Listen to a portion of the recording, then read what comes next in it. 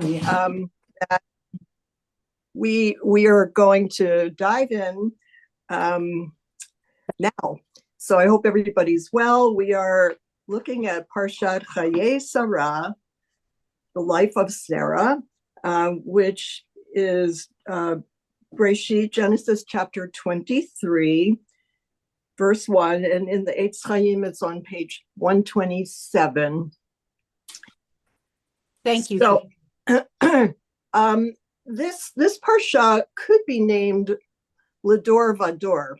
I mean, they're always named for the first word or the first important word, but this Parsha opens by telling us how many years Sarah lived, and then she dies, and Abraham engages in some very elaborate negotiations and succeeds in purchasing the cave of Machpelah from the Hittites to be their family burial site, and he buries Sarah there. I'm going to skip over all those negotiations, which are kind of interesting from a cultural Middle Eastern point of view, but that's not what I want to focus on. I'm going to focus on several things today. We have the animal of the day, which is the camel. But first, we've got the story of Abraham sending his servant, who's thought to be Eliezer, back to Mesopotamia, to his homeland, to find a wife for his son Isaac. But I want to look first, just for a minute, at the very first sentence of the Parsha. So chapter 23. What page is that, Gail? Verse 127 in the Eitz Chaim. And it says in English, Sarah's lifetime, the span of Sarah's life, came to 127 years, period. Sarah died in Kiryat Arba. But if you look at the Hebrew, the English translation takes a shortcut, and the Hebrew is worth looking at. So the English says Sarah's lifetime, the span of Sarah's life, which actually is redundant, you would think, came to 127 years, period. What the Hebrew says is Vayu Hayyei Sarah, the life of Sarah was Mea Shana, 100 years, Ve'esrim Shana, plus 20 years, V'sheva Shanim, plus 7 years, Shnei Hayyei Sarah. These were the years of the life of Sarah. So we've got the word years, Shana, or some form of it, 4 times in one verse. Like that's almost the majority, or at least half of the words in that one verse. And there's a nice midrash that's on the bottom in Eitz Chaim on page 127 about that. But I was sort of fascinated by this. Why this is a particular biblical form of saying how long someone lived, but it's kind of unusual because other figures in the Bible, their lifetime is elided, or they just go straight to the point and say it was so and so many years, except Abraham, who dies at the end of this Parsha. And for Abraham, it's exactly the same thing. So and so 100 years plus, I think it's 400 something years when Abraham dies.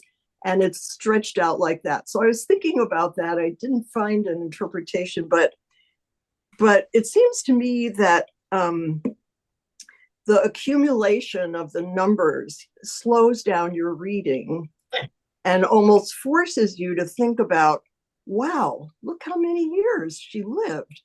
And what was the value of that life? What was the importance or the significance of her life? It sort of forces us to ponder for a minute all those years. And I don't know about you, but as I get older, I'm very aware of the years and, looking back, looking forward, and so on. But I just thought that verse is actually bookended by the life of Sarah, Hayyei Sarah, And then the last two words of the verse repeat, Hayyei Sarah, which tells me the significance is her life. She's our first matriarch. If it weren't for Sarah and Abraham, we wouldn't be here. We wouldn't be Jews today. And so the emphasis is on the quality of life. And, there's a psalm, and we say it during Yizkor, number your days. And that's what I think we're being told here. Because the minute we're told how many years, at the very same time, we're told how long Sarah lived, we're told that she died. So it seems kind of funny to start a Parsha with call it the life of Sarah, but then she dies right away. So that's my little midrash on Hayyei Sarah on that. But now I want to go. Well, Gail, excuse me for interrupting, when you pointed us to the midrash, it was so interesting. She retained the innocence of a 7-year-old when she was 20, the beauty of a 20-year-old when she was 100, which is the breakup of those numbers. That's beautiful. Thank you. I meant to stop and read it, but it is very beautiful. It's a beautiful midrash. Okay, so let's skip ahead to Abraham has now purchased the cave of Machpelah. He's buried Sarah, and he himself will be buried there, and many others. And I want to go to. Gail, can you see that I think we saw that from Petra. Did we see, or was that where, when we went to Petra, the guide pointed out, I don't know whether it was where she was buried. The cave. Yeah. I don't know if they've proven that it's the real cave, but it's been designated the cave of Machpelah. Thank you. Yeah. Okay, so let's go to chapter 24 of Bereshit, Genesis, on page 130. And we're going to read a good bit of this chapter. We see that Abraham, who is now advanced in years, Zaken, and Ba Bayamim in Hebrew, and blessed by God in all things, is turning his attention to the next generation. So to ensure that the covenant with God is fulfilled, he is going to send his trusted senior servant, which is, as I said, understood by commentators to be Eliezer, based on an earlier verse in Genesis. He sends him on this mission. Don't have it.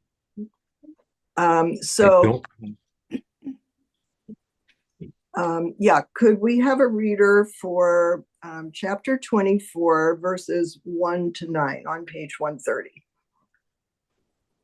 Thank you, Eileen. Abraham was now old, advanced in years, and the Lord had blessed Abraham in all things. And Abraham said to the senior servant of his household, who had the charge of all that he owned, "Put your hand under my thigh, and I will make you swear by the Lord, the God of heaven and the God of earth, that you will not take a wife for my son from the daughters of the Canaanites among whom I dwell, but will go to the land of my birth and get a wife for my son Isaac." And the servant said to him, "What if the woman does not consent to follow me to this land? Shall I then take your son back to the land from which you came?" Abraham answered him, "Oh, on no account must you take my son back there. The Lord, the God of heaven, who took me from my father's house and from my native land, who promised me on oath, saying, 'I will assign this land to your offspring,' he will send his angel before you, and you will get a wife for my son from there. And if the woman does not consent to follow you, you shall then be clear of this oath to me, and do not take my son back there." So the servant put his hand under the thigh of his master Abraham and swore to him as bidden. Thank you. So what's being emphasized here is the importance of marrying within the faith. Isaac is going to have a wife who is Jewish, or at least part of Abraham's family, and the Canaanites are viewed as idolaters. So by no means, and he says it twice, must my son marry one of those women. And the servant, I'm going to keep calling him Eliezer, even though in this parsha he's called the servant, or either way. he says, well, what if she won't come with me? And it's interesting. He doesn't say, what if I can't find her? Because frankly, it's sort of looking for a needle in a haystack. He doesn't have MapQuest or, GPS. How is he supposed to find this woman? What does she even, there is no particular woman in mind. It just has to be someone from Abraham's family. And so this is a huge task, which seems almost impossible. But the servant says, the only objection he is, well, what if she won't come with me? And Abraham says, I'm sending my angel God is sending an angel with you, and that will make sure that the task is fulfilled. So we have another angel here whom we actually never see in the story. Judy. Thank you, Gail. Good morning. So I'm fascinated, for one, that after the binding of Isaac, nobody in the family talks to anybody else again. Number one, why Abraham is tasked with finding a wife for Isaac, and where did Isaac go? Where is he? How does Abraham know where Rebecca should land? How are they going to get them together? Is that explicit in the Torah? Okay, good. Yeah, great question. So where he's supposed to go is Aram Naharaim, which is, and the city of Nahor. Nabor, is it Nabor? Nahor, yeah. Nahor. In Mesopotamia. So there is a geographic location which Isaac, is going to have to find. But so far we don't know that it's going to be Rebecca. Abraham doesn't know it's going to be Rebecca. And I'm curious why Isaac is willing, after his father tried to sacrifice him, why Isaac is willing to say, okay, I'm with you. Well, that's a big theological question. And I thought he just left. How did we know? You said he was supposed to go there. Where does it say that Who is he? Who is the he, Beverly? Meaning Isaac was supposed to go to. So is there a place? I mean, I know that he left his father, but does it say that that's where he was supposed to go? He doesn't go to Nahor. Eliezer goes to Nahor. So, Gail, if we could back up for a second. And the last thing we read is that after the near sacrifice, Abraham and Isaac walked off together. Right. So that's the last thing we read. They walked in together and they walked out together. Yes. Right. I'm sorry for the confusion. I meant it's Eliezer who is going. When you asked how did he know where to go, it's not Isaac who's going. Yeah, that's really important. Thank you, David. So a couple of things.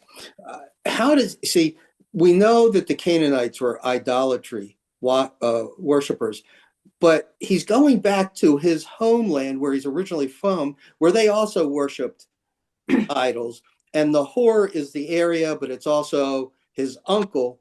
And I love the note in Eitz Chaim where if he married somebody from the local tribe, then the land could be attributed to her connection rather than to God's promise to Abraham. Mm-hmm. But it doesn't. We know that Eliezer goes back, and her father's not there; he's dead. That's the other thing we know. It doesn't say he was dead. It just says it didn't mention that he was one of the decision makers with the uncle and the mother. Right. So, but the brother steps up, and you would think in that ancient time that if the father's not there, that the brother's going to step up. But I liked what Rabbi Schwartz said last week, which some of this is myth, where you put things together.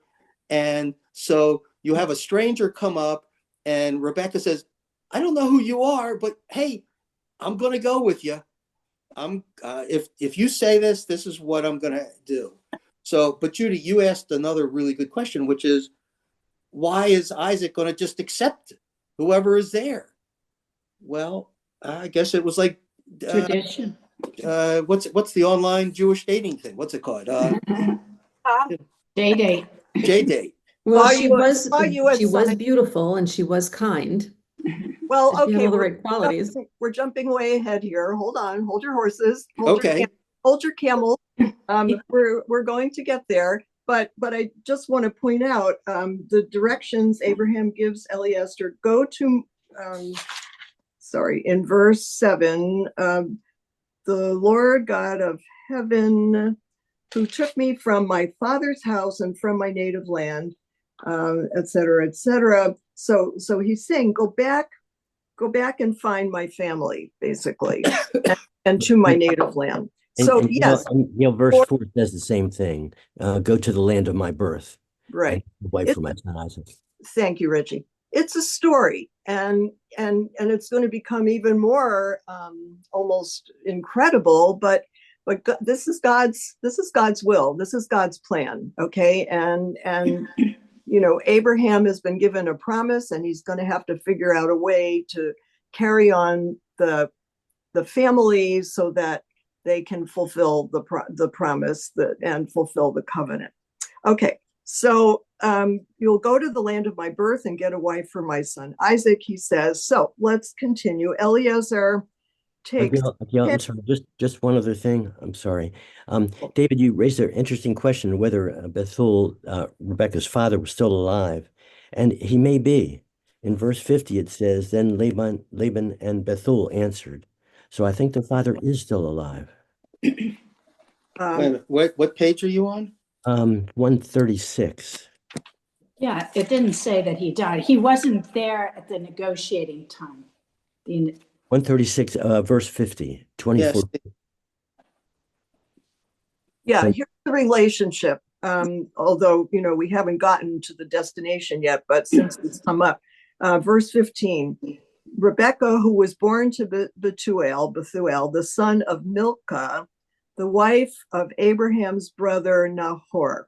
That's the connection. That's the relationship. Well, okay, but let's Richie, go back.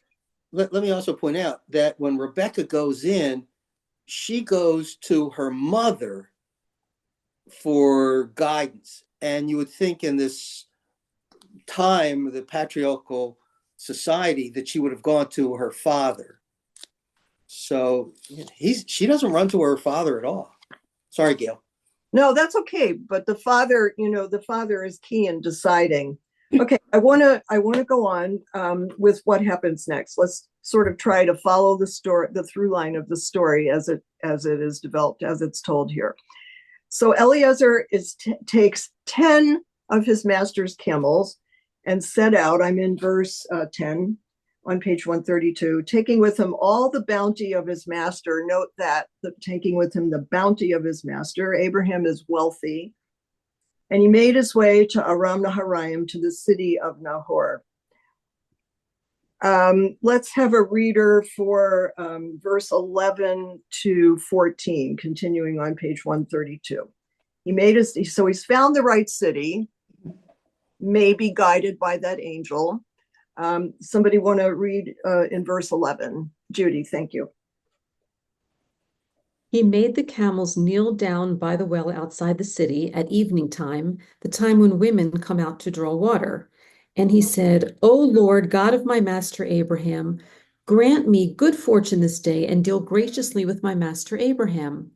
Here I stand by the spring as the daughters of the townsmen come out to draw water. Let the maiden to whom I say, quote, please lower your jar that I may drink, end quote, and who replies, quote, drink, and I will also water your camels, end quote. Let her be the one whom you have decreed for your servant Isaac. Thank Thereby, you. Shall I know? Judy, you can stop there for the moment. That's good. All right. What has just happened? Many things are happening here. Nahum Sarna, who's a 20th century great biblical commentator, says this is the first instance in the Bible of a person praying for guidance at a critical moment. This servant has the instinct to pray to God, the God of his master, Abraham, and he's asking for God's guidance at this moment. And Sarna continues, it's a prayer of the heart uttered spontaneously. The concept of individual direct contact with God and an understanding of God as approachable find expression in this simple pious prayer, end quote. Now, Eliezer is making a big ask of God, right? Here he is in this strange place. He doesn't know his soul, and he's saying to God, And some commentators have found this rather chutzpahdik. I mean, he's being very audacious, going to God and saying, God, make a miracle here. I need your help. And he's not expecting or assuming, but he's trusting. He's trusting that God will guide him on this. And I want to point something out to you so fascinating. If you look very closely in your text, the first word in verse 12 here is vayomer, and he said, which must appear hundreds of times in Torah, right? But this vayomer that is right before, that is describing Eliezer saying this prayer to God, is special because this vayomer has a trope note over it, which is called the shalshelet. I don't know if you can see it, but I'm going to show you here. Can you see that? Yes. You see, it's sort of curvy or wiggly like a worm. All right. This trope note, when this word is sung by the Torah reader, it is the longest note of cantillation or trope in the Bible. It has 30 notes to it. It goes up and down and up and down 3 times. Well, up and down 2 times and then up and then down a 3rd time. Anyway, it's really dragged out. It takes a very long time to sing it, longer than any other note of trope. And this shalshelet, shalshelet means a chain. And you can sort of see, how that might symbolize. It's sort of like onomatopoeia in poetry. The sound of the word echoes the meaning. This mimics the sound of the human voice singing those 30 notes and really dragging them out. So shalshelet appears only 4 times in the whole Torah. It indicates, one sec, Patty. It indicates a moment of indecision or hesitation in all 4 instances. For example, when Lot and Abraham are fleeing Sodom and Gomorrah, Lot hesitates, and the shalshelet is on that word. Another example, when Potiphar's wife is trying to seduce Joseph and he's pulling back from her, there is a shalshelet over the verb that suggests that he is tempted, he's torn, and he's wrestling with himself. He has to make the decision to pull back or show the self-discipline, which he does. So this is a very powerful note of trope. And to put it over a word that's like so mundane as vayomer, it tells us that Eliezer is having a struggle. And I think the struggle is, do I dare approach the great God and ask him to do this thing? And also because he's maybe very impressed by the importance of this mission that his master has sent him on. Okay, Patty. So isn't shalshelet also like something about 3 shalosh? Yes. 3. Yes. The root of it is shalosh. Yeah, thank you. Very astute. Right. It's the number 3. Richie. And Gail, just consistent with what you're saying, that it took a lot for Eliezer to pray to God. He's not Jewish. That's what I wanted to know. Thank you. Right. At least, that was. Yes. Thank you. That's a leap of faith. Right. Well, wait a minute. So Richie, so who was Jewish? They were just like a tribe. There weren't Jews then. Nobody was Jewish. Well, Abraham and Isaac. They weren't called Jewish. They weren't Jewish. But they weren't called Jewish. They were not idol worshippers, were they? They were circumcised, guys. They were circumcised. Right, but the term Jewish didn't. Okay. Yeah, wasn't in existence at the time. That's But they right. didn't worship idols, correct? So they Right. were not of that persuasion. Right. But just on the literal level, they were brought into the covenant of God through circumcision. Got it. Okay, that's the thing. Richie. Oh, no, that was it. Yeah. Okay. Okay. All right. So that's for the shell-shelled, which I wanted to point out to you. Thank you. That's interesting. Okay. So Gail, I'm sorry, Gail, forgive me. You mentioned 3 of the 4. You said the shell-shelled is in this portion, and Lot and Potiphar's wife. What is the 4th? It has to do with Aaron the priest. Hold on, I'll tell you. Leviticus 8:23.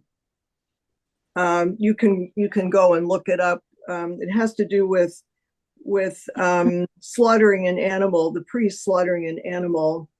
There's a note, I think, in Eitz Chaim explaining what the hesitation there was. Thank you. If we have time again, I'll get back to it. Yes, Merle. Thank you, sweetie. Shabbat shalom.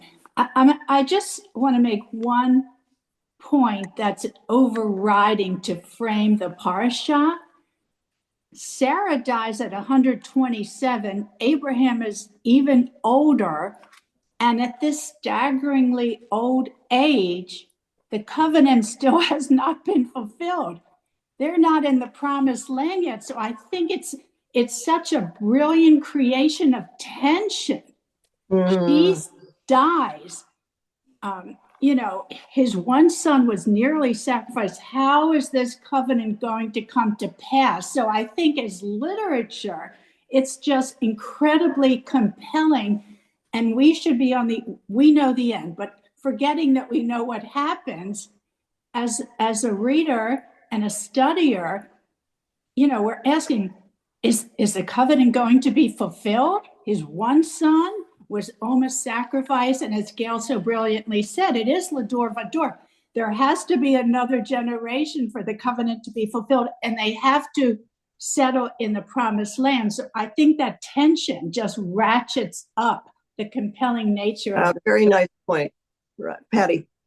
How is it that Eliezer, who's not even Jewish, can speak to God? The Talmud says, this is much later, the Talmud says, you can say the Shema in any language that you speak. It doesn't have to be Hebrew. I don't think that's what you're asking, though.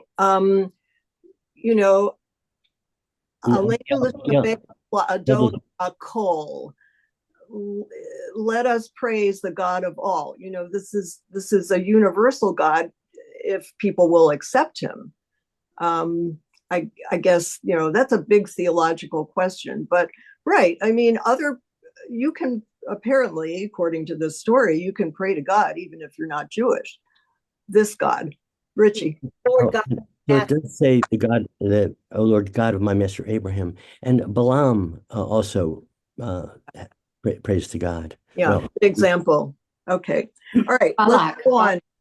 I want to show you something, a little nuance here with the camels. And I'm going to come back to camels at the end if we have time, because there's some really interesting stuff about the camels. But so Eliezer takes his master 10 of the camels and he sets out, and before he prays to God, he made the camels kneel down by the well outside the city at evening time, the time when women come out to draw water. Now, the word for kneeling is vayavrech, verse 11. Oh, like Berach. Vayavrech. Berach, thank you, Merle, is Hebrew for knee. So they're the camels. Now, if you've seen camels, probably most of you have been in Israel and ridden on a camel, and they kneel down. And so literally, just on the literal aspect, these camels have traveled a long distance. They're tired, they're thirsty, so they're going to rest. However, I do not think it's a mistake, and I've seen there are commentaries to this effect. The root of the word kneel down is Bet Resh Chet, which is the root of Baruch, of blessing, the word that we use for blessing. And so, I'm playing with this a little bit, but I'm sort of thinking, well, well, maybe the camels are praying too. Maybe they're, they're helping him. I mean, there's just a little echo or a nuance there that I like in that the camels are taking a knee, but not in the same sense as today. Okay. Now, what this serpent, like in the Amidah, when we say Baruch Atah Adonai, we're bending at the Baruch, we're bending the knee. Thank you. And, yes. That's the same root. Is that absolutely at the beginning of, yes. And it's the choreography of prayers, what's often called. Thank you. Excuse me, Gail, what serpent has just, I'm sorry. When bending at the knee, referring to what Richie's talking about, is it only in the Amidah? Why aren't we bending every time we say Baruch Atah Adonai? I cannot answer that. It's custom, but I don't know. But we can look into it. That's a good question. Okay, so what the servant has just done is extraordinary in another way. He's asking God to send a sign to identify the right woman, but completely on his own initiative, he has devised a test. God didn't give him this plan. Eliezer says, I'm going to, please show me the right woman, and this is how I'm going to know. She's going to offer water to me, and she's going to offer water to the camels. And so what qualities of character is he looking for to identify this woman, potentially the right wife for Isaac? What are the qualities of character that he is asking for? Kindness. Kindness, yes. And generosity. Beautiful. And that's exactly what Kli Yakar, 16th century rabbi of Lemberg, Germany, says. The qualities Eliezer is looking for the woman to demonstrate are generosity and kindness, not wealth, not social status, not piety, not wisdom, but kindness and generosity. And I think it's very beautiful, that it tells you a lot about Eliezer, that Abraham didn't say, look for a woman who's kind and generous. Eliezer intuitively knows this would be the right kind of person for Isaac. Merle. Thanks. There was an interesting comment in Eitz Chaim, I don't recall what page, that although Abraham and Sarah were known for hospitality, they were not always kind to their relatives. And this is a redo, and that this quality in Rebecca is the essential one that was necessary in perpetuating Lador Vador well. That the lack of kindness of the forefather and the matriarch and patriarch would be corrected by the kindness of the next generation. Oh, that's very nice. Yeah. Okay, can I have a reader for, let's go on with the story, page 133, we're in chapter 24, verse 15. He had scarcely finished speaking. Anybody? Thanks, Richie. Go ahead. He had scarcely finished speaking when Rebecca, who was born to Bethuel, the son of Milcah, the wife of Abraham's brother Nahor, came out with her jar on her shoulder. The maiden was very beautiful, a virgin whom no man had known. She went down to the spring, filled her jar, and came up. The servant ran toward her and said, "Please let me sip a little water from your jar." "Drink, my lord," she said, and she quickly lowered her jar upon her hand and let him drink. When she had let him drink his fill, she said, "I will also draw for your camels until they finish drinking." Quickly emptying her jar into the trough, she ran back to the well to draw, and she drew for all his camels. Thank you. So she passes the test with flying colors. It's really beautifully parallel.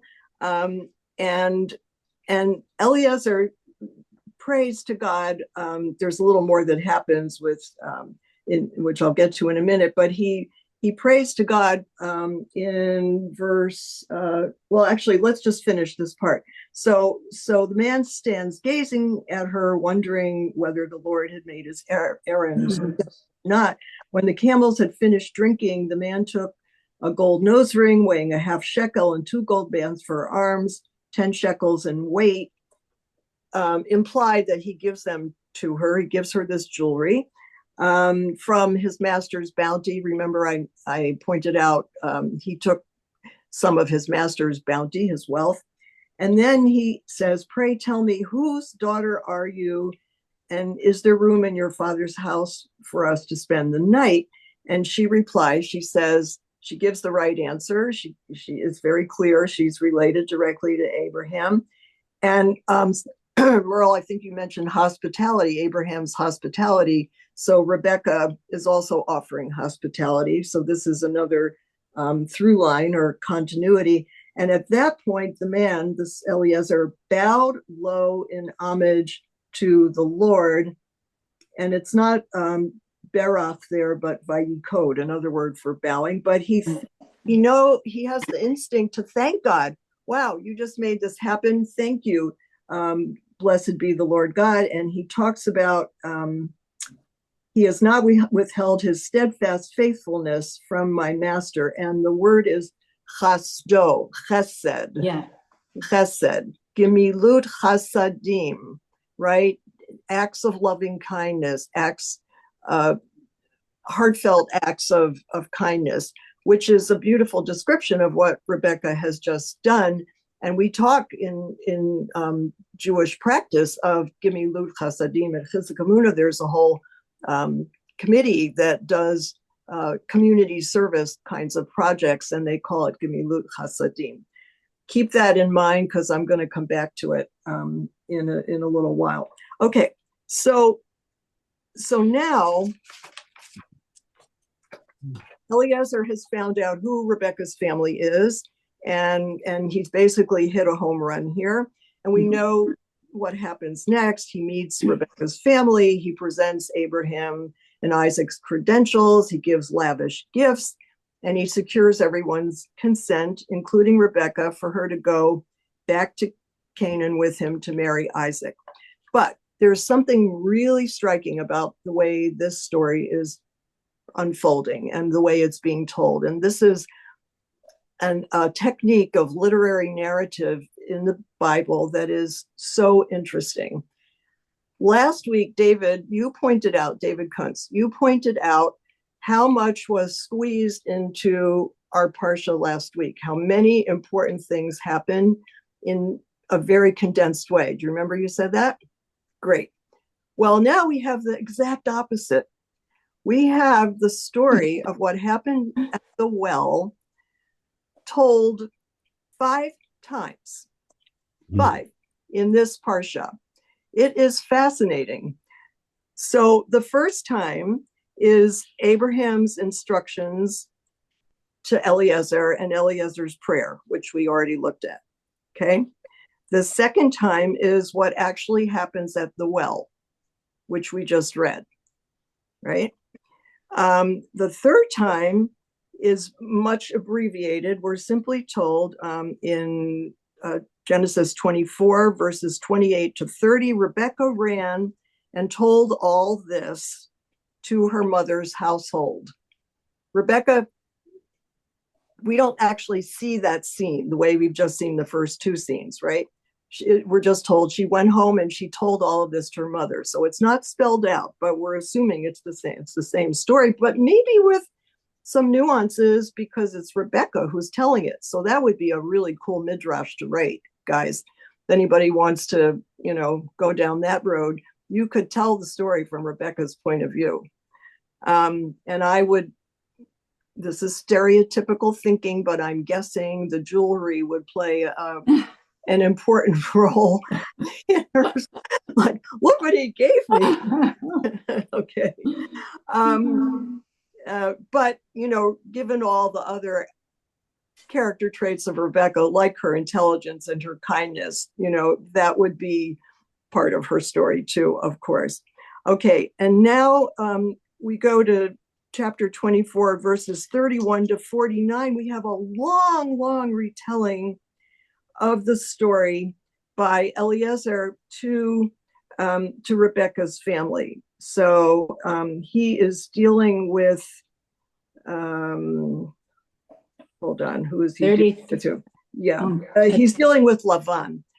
So page 135, verse 33, verse 38. I'm sorry, verse 33. When the food was set before him, because now they've given the camels straw and so on. So he's now in the home of Abraham's family and Rebecca's family. So when food was set before him, he said, I will not eat until I have told my tale. Dibarti divarai, said my words, spoken my words. And Lavan says, speak then. Okay. And he begins, I am Abraham's servant. And I'm not going to read through the whole thing because basically what he's doing here, I'm just going to summarize so I can fit in everything I want to here.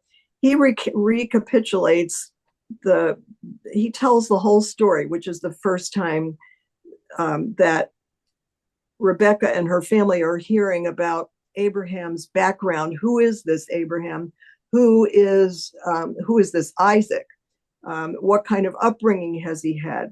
Abraham has been greatly blessed. He's rich, and he enumerates the sheep and the cattle and camels and asses and silver and gold and et cetera, et cetera.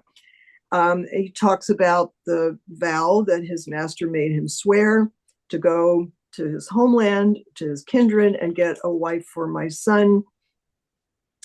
And he really retells the whole story in great detail. We know what it is, but Rebecca's family is hearing it for the first time. Okay, and so he's going into great detail here, and he even brings up, which is interesting. Well, what if his question, Abraham? What if she won't go with me? Which is planting a little seed of doubt, and it emphasizes even more that Rebecca, at the end of all these negotiations, says, Elech, I will go. One word, which is very, decisive. Very. It also emphasizes the shelshelet. I mean, this is a massive responsibility for this servant, as esteemed as he was. So he'd have to be. Right. So, yeah, I mean, this goes on page 136. Eliezer is telling Lavan and Bethuel, Rebecca's family, every last detail about the camels and, she offered me a drink, she watered the camels, and on and on. And he ends up by saying, he ends up really giving God the credit. And when he finishes in verse 50, Lavan and Bethuel answered together, the matter was decreed by the Lord. This is clearly God's will. So, yeah, we're good with this. We're okay with this. But they do, and I think it's so touching, they do say Rebecca has to be willing before we'll send her. We're not just going to make her do this. Yes, Judy. Isn't that unusual that they're giving the decision-making to the woman instead of them saying, this is who you're going to marry? I think so. Yeah. I mean, that's pretty modern thinking, contemporary thinking. Well, yeah. I mean, we may be surprised, but there it is as maybe an example for future generations to follow. Merle. Thank you. Thanks. That's a great question, Judy. Great observation. I just wanted to point out that the sentence about feeding the camels first is very central to how Judaism views, how the Torah and Judaism view treatment of animals. And I'm writing a paper on it, and I think it's so interesting that there are a number of Pesukim in the Torah that emphasize ethical, kind treatment of animals. So this is a very important one. There's even psukim about resting your animals on Shabbat. Right. We read one, I don't think it's come up yet, I think it's in Shmot, but there's one about not pairing two animals of different breeds together to work in the fields because it would unduly tax one more than the other. Good. Can we go back to your comment, Gail, about how long this is? Because you're right. Now that you said it, I could see where you could cut out all of this. Eliezer goes, Rebecca comes out, he takes her back, Isaac says good, done. Like so why is it different authors? Or what do we take from this? Okay, well, you're leading me right to where I wanted to go next. Thank you. Absolutely. I knew I was on today. So there is a wonderful book by Robert Alter called The Art of Biblical Narrative, which it looks at the Bible as literature, as a work of literature. And it spells out this many literary techniques in the Bible. And one of them is this type of repetition. So the telling a story numerous times, but if you look very closely, there are subtle changes. It's not verbatim. Nechama Leibovitz spends 4 pages in her commentary on this parsha. She's got columns, and she's got Eliezer's story, the Abraham's words, the omniscient narrator story, and you read across and you see there are subtle differences. So does this indicate different authors? Possibly, but it's not by mistake. It is deliberate. That's the point. It's deliberate. And you learn something from these differences. So I'm going to give you a couple of examples very quickly. Nachum Sarna, who I quoted before, he said this type of repetition has its origin in orally translated literature. So you can see, 2 people don't tell the same story in exactly the same way, right? We know that. Even the same person, we all have people in our families, and maybe we do this too. We tell the same stories, but each time it's a little different. It's not always exactly the same. So keep in mind, this was transmitted orally, and there's a Near Eastern epic tradition. So he calls it an artful adjustment of language to meet a particular situation. So Eliezer is adjusting his story to fit what he thinks the audience wants or needs to hear. For example, he says, the narrator says in chapter 24, verse 1, the Lord had blessed Abraham in all things. But in talking to Eliezer, to Rebecca's family, Eliezer gives a whole inventory of Abraham's wealth and credentials. He adds that to the narrative. And, that's clearly to impress her family that this is a good match. He's a catch. Good dowry. Yeah. Another example is in the order of, in the narrative, the straight narrative, Eliezer gives Rebecca the jewelry first and asks, whose daughter are you second? When he goes to her family, he says, I asked her whose daughter she was. He says that first. And you can see how diplomatic that is. I mean, he's ingratiating himself to the family. Now, these repetitions did bother the rabbis. And I love this commentator. He's called the Kedat Yitzchak, 15th century Spanish commentator. Surely he could have been idiomatically brief. Eliezer, why wasn't he going right to the point? And then there's a beautiful quote in the Talmud by a rabbi called Rabbi Aha, in AHA in English. Is the table talk of the servants of the patriarchs' households more beautiful to the Blessed Holy One than the Torah of their descendants? Table talk meaning like routine conversation. And Nechama Leibovitz commenting on that, she says, the variations in the retellings of the story reveal the wonderful judgment, discretion, and devotion of Abraham's servant in carrying out his mission until he brought it to a successful conclusion. So, I thought that was very interesting that the rabbis are asking your question, David. Why say it so many times? We heard it once. Now, the fifth telling of the story is one verse. When Eliezer comes back with Rebekah, and Rebekah and Isaac see each other for the first time, which is Genesis 24, verse 66.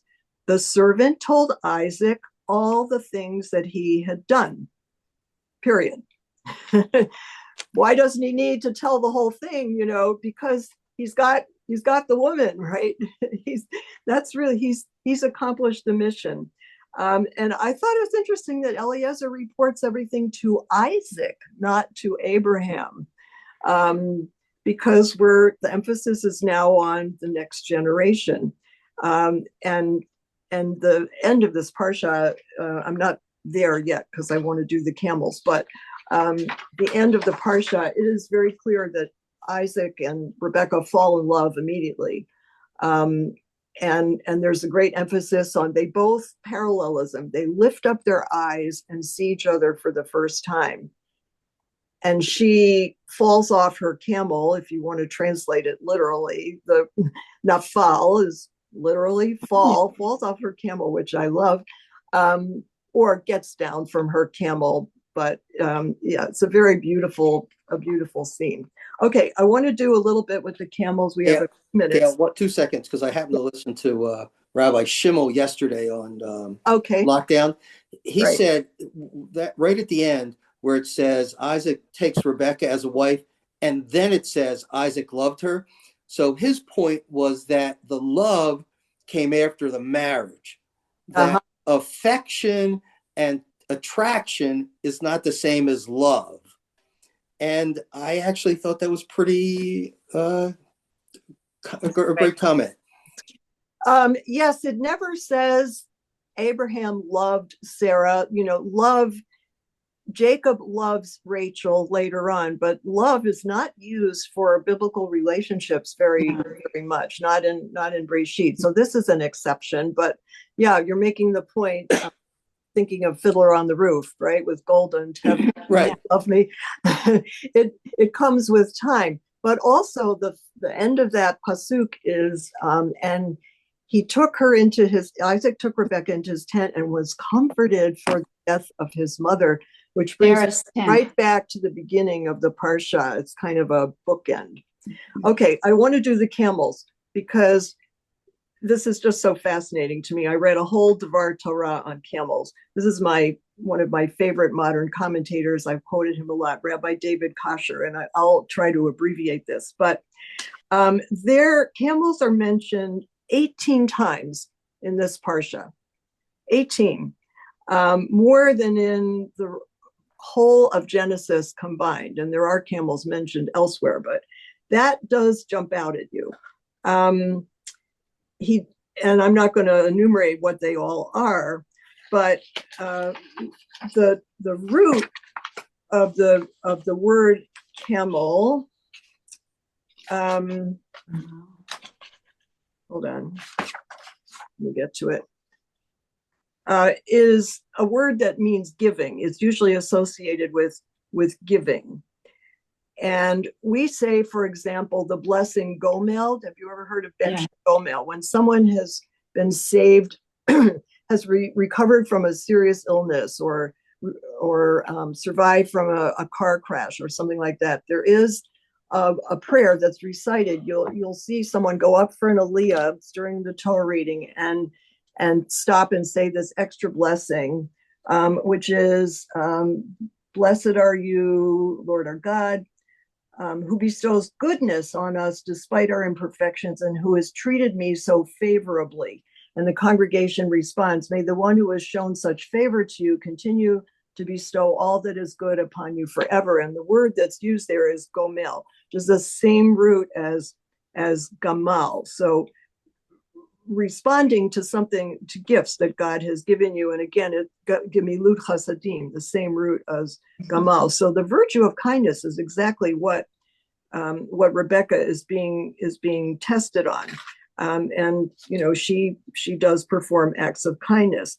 Now, there's another verb in the Torah that comes from the same gamal root, which is lehigamel. Lehigamel means to be weaned. So if you make a note, or you can go look, Genesis 21, verse 9, the child grew, that's Isaac, and was weaned. Vayigamal, here gamal, camel in that word.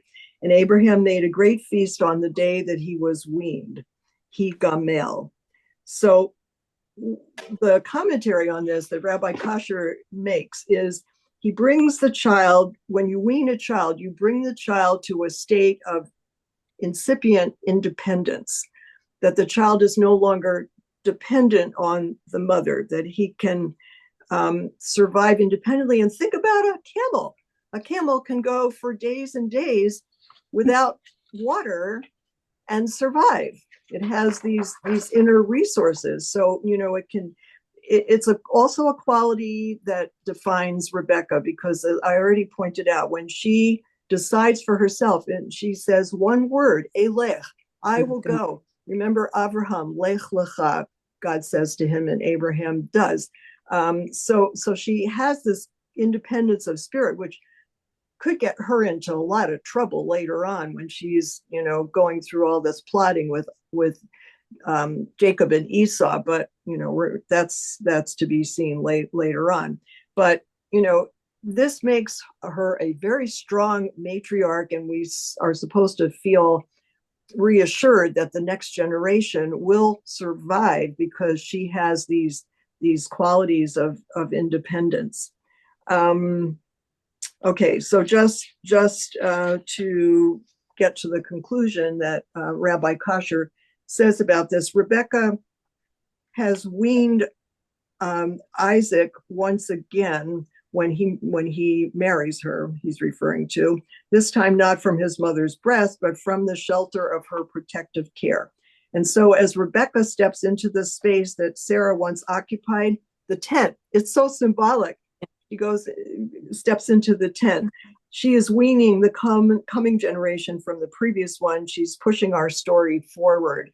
I think that's such a lovely interpretation. And, the connection between the camels and Gemilut Chasadim is really something beautiful to think about. Okay, we're at the very end. I'm happy to stay on a little longer. I know some of you want to get to shul. So thank you all very much for your great questions. I think